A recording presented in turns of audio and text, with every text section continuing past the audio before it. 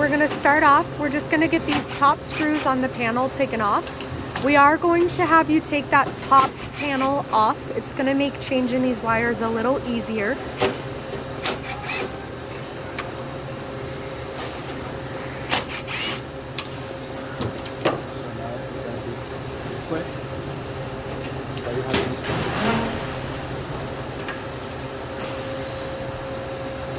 Don't forget the 2 screws right in front.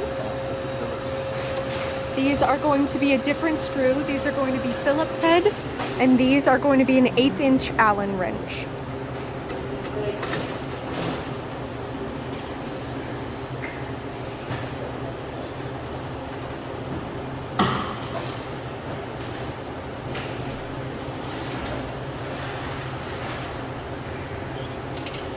With those screws removed, you should be able to open that back, pull towards you, and that panel will lift right off.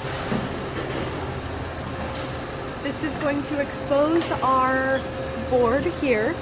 We're just going to flip it upside down, and right here there's going to be your 2 wires right next to each other that we're going to switch.